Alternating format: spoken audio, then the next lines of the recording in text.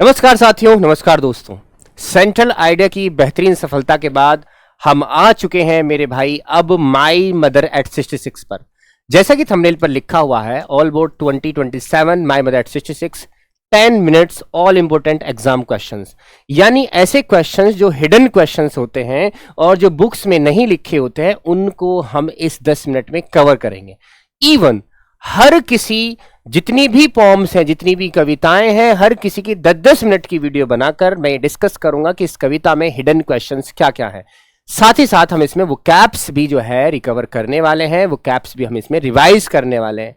वजह यह है कि मैं चाहता हूं कि हर पोम की अगर 10 मिनट की कोई वीडियो होगी तो रिवीजन 10 मिनट में हो सकता है। तो ये वीडियो आपके लिए बेनिफिशियल है मेरे भाई, तो जरूर इसको देखें और कमेंट करें। सबसे पहले मैं आपको बताता हूं कि इसमें वोकैब्स कौन कौन सी यूज हुए हैं, यानी वोकैबुलरी कौन कौन सी यूज हुई है जो हमारे लिए बहुत ज्यादा इंपॉर्टेंट है, यानी ऐसी वोकैब्स जो हमें क्वेश्चन के आंसर में काम आ सकती है। सबसे पहले एक पेल वर्ड आया है जिसका मीनिंग पीला, कमजोर दिखना होता है। वेन आया है, बीमार या कमजोर दिल दिखने वाला होता है। डोज आया, हल्की नींद वाला, जिसको स्लीपी स्लीपी वो मदर हो रही थी। स्प्रिंट मतलब तेज दौड़ना, जिसको हम शॉर्ट रेस भी कहते हैं। स्प्रिंट और स्पिल, ये दोनों बहुत ज्यादा इंपॉर्टेंट वर्ड हैं इस कविता के। स्पिल का मतलब होता है बाहर निकलना, ये मैरी चिल्ड्रन के लिए बोला गया था, और स्प्रिंटिंग जो है ट्रीज के लिए यूज हुआ था। मैरी मतलब खुशहाल होता है। फेमिलियर एक का मतलब जानी पहचानी पीड़ा या फिर दुख हम जिसको कह सकते हैं। कॉप्स का मतलब डेड बॉडी, और स्माइल स्माइल एंड स्माइल का मतलब दुख छिपाने के लिए बार बार मुस्कुराना। यानी यहां पर आपने देखा था माई मदर से 66 में कमला दास जो है अपने दुख को छिपाने के लिए वो स्माइल स्माइल स्माइल का एक फ्रेज लास्ट में आता है। वो मुस्कुराती रहती हैं ताकि उनकी माँ को ये एहसास ना हो कि मेरी बेटी ये सोच रही है कि मैं बहुत जल्दी मर जाऊंगी। तो ये वो कैप्स थी जो इसमें आपको बहुत ज्यादा इंपॉर्टेंट इस कविता में है। लेकिन इससे भी ज्यादा कहीं अहम एक चीज है जो मैं सिखाने के लिए आया हूं, वो है मेरे बच्चे माई मदर एट 66 में यूज हुआ फिगर ऑफ स्पीच, यानी अलंकार। सबसे ज्यादा क्वेश्चन ये हिडन क्वेश्चन होता है, और कहीं ना कहीं माथ हमें 2 नंबर की ये दे देता है उस टाइम पर जिस टाइम पर हम पर फिगर ऑफ स्पीच नहीं आते हैं उस कविता से रिलेटेड।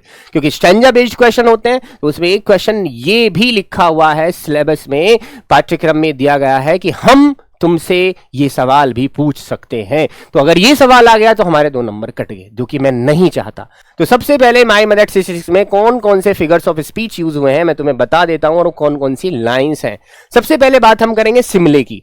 तो as a late winter's moon एक फ्रेज है। As a late winter's moon, जब वो अपनी मां की कंपैरिजन करती है लेट विंटर्स मून से, यानी सर्दियों के चंद्रमा से वो उसकी कंपैरिजन करती है, तो तब के लिए यूज होता है। यहां पर बेटा मैंने लिख भी दिया है, मदर के फेस को लेट विंटर मून से कंपेयर किया गया है यूजिंग एज। क्या यूज किया गया है कंपैरिजन के लिए?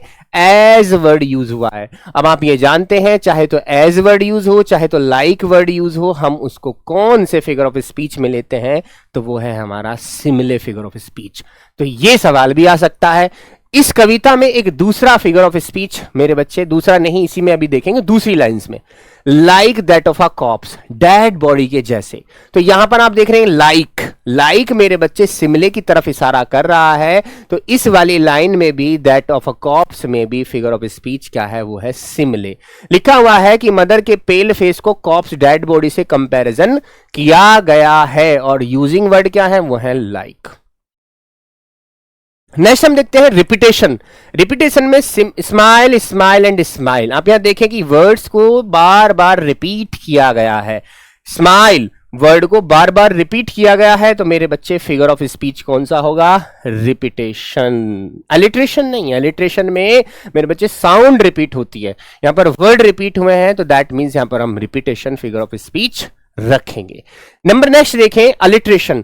अलिट्रेशन में आप देखेंगे फिर से स्माइल स्माइल एंड स्माइल, फिर से देखेंगे एस की साउंड रिपीटेशन हो रही है, यानी एस की साउंड बार बार आ रही है।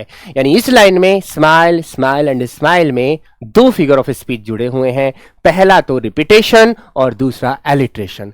वर्ड्स अगर रिपीट हो रहे हैं तो मेरे बच्चे रिपीटेशन, और अगर वो साउंड रिपीट हो रही है तो आता है एलिट्रेशन। तो यहां पर एलिट्रेशन फिगर ऑफ स्पीच भी है। नेक्स्ट है मेरे बच्चा इमेजरी।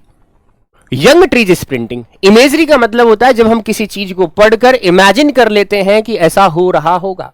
अगर मैं कह रहा हूं कि आपसे पेड़ दौड़ रहे थे, तो कहीं ना कहीं आपके मन में ये चीज चलती है, वो इमेज बन जाती है कि हाँ पेड़ दौड़ते हैं जब हम सड़क पर जाते हैं, है ना। स्टैटिक चीजें मूव दिखती हैं जब हम मूविंग कंडीशन में होते हैं। तो ऐसे ही यहां पर जब हम किसी चीज को पढ़कर कल्पना कर लेते हैं तो उसमें इमेजरी जो है मेरे बच्चे, फिगर ऑफ स्पीच यूज होता है। ऐसी इमेज क्रिएट होती जैसे पेड़ भाग रहे हों, ऐसी इमेज हम क्रिएट कर लेते हैं अपने माइंड में कि हाँ जी पेड़ भाग ही रहे थे। तो फिगर ऑफ स्पीच क्या है इस लाइन में मेरे बच्चे? इमेजरी। ठीक, याद रखने की बात है। नेक्स्ट है पर्सोनिफिकेशन। पर्सोनिफिकेशन में मेरे भाई क्या होता है, अब एक लाइन पढ़िए, young trees sprinting. Young trees जो है वो क्या कर रहे हैं? स्प्रिंट कर रहे हैं। यंग ट्रीज क्या कर रहे हैं? स्प्रिंट कर रहे हैं। स्प्रिंट कौन करता है? स्प्रिंट तो ह्यूमन करते हैं। स्प्रिंट तो ह्यूमन करते हैं क्योंकि स्प्रिंट का मतलब होता है शॉर्ट रेस, और शॉर्ट रेस कौन कर सकता है? ह्यूमन या एनिमल। तो जब ह्यूमन की क्वालिटी यहां पर जो है, ह्यूमन की क्वालिटी दे दी गई है मेरे बच्चे, किसको दे दी गई? स्प्रिंटिंग की क्वालिटी किसको दे दी गई है? ट्रीज को दे दी गई है। तो जब ह्यूमन की क्वालिटी नॉन लिविंग थिंग को दे दी जाती है, उस टाइम पर हम यूज करते हैं पर्सोनिफिकेशन। तो फिगर ऑफ स्पीच क्या रहेगा हमारा? पर्सोनिफिकेशन।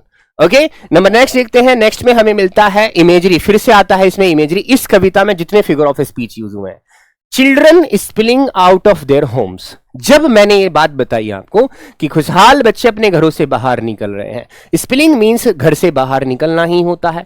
अगर वो निकल रहे हैं तो हम ये इमेजिन कर लेते हैं कि हाँ जी बचपन में हम भी ऐसे निकला करते थे घरों से बाहर। तो उस चीज को पढ़कर अगर हम इमेजिन कर रहे हैं, उस कंडीशन को देख रहे हैं ऐसा होता है या नहीं होता है, तो वहां पर कल्पना के लिए हम इमेजरी वर्ड यूज करते हैं। तो खुश बच्चों का सीन आंखों के सामने आ जाता है जब हम ये लाइन पढ़ते हैं कि खुशहाल बच्चे कैसे घर से बाहर निकलते हैं। तो एक सीन हमारा क्रिएट हो जाता है हमारे ही माइंड में। तो उसमें फिर से कौन सा फिगर ऑफ स्पीच हुआ? इमेजरी। बहुत सही मेरे दोस्त। नहीं देखिए, कॉन्ट्रास्ट। इस कविता में कॉन्ट्रास्ट भी है। इस कविता में फिगर ऑफ स्पीच कॉन्ट्रास्ट भी है। आप देखें यहां पर जो हमारी मदर है, मदर की ओल्ड एज, मदर की ओल्ड एज को किससे कॉन्ट्रास्ट दिखाया गया है? मैरी चिल्ड्रन से। किससे कॉन्ट्रास्ट दिखाया गया है? मैरी चिल्ड्रन से। खुशहाल बच्चों का कॉन्ट्रैक्शन यानी विरोध दिखाया गया है ओल्ड यानी बूढ़ी मां से। मदर्स ओल्ड एज, एक तरफ तो मदर्स ओल्ड एज दिखाया गया है, दूसरी तरफ मैरी चिल्ड्रन दिखाया गया है। दोनों अलग अलग हिस्से हैं, दोनों अलग अलग स्टेज ऑफ लाइफ है। एक तरफ बुढ़ापा और मौत का डर, दूसरी तरफ बच्चों की खुशी और जवानी दिखाई गई है। तो फिगर ऑफ स्पीच कौन सा होगा? कॉन्ट्रास्ट होगा मेरे भाई। शाबाश। तब आप मुझे जरूर ये कमेंट करके बताएंगे कि इस कविता को लिखने वाली कमला दास हैं। मुझे ये जानना है आपसे, ये बताइए इस कविता में कोचिन एयरपोर्ट से हवाई जहाज से जा कौन रहा है? माई मदर 6 में सफर कौन करने जा रहा है हवाई जहाज से? वो मां या फिर वो पोएट कमला दास? नमस्कार, जय हिंद।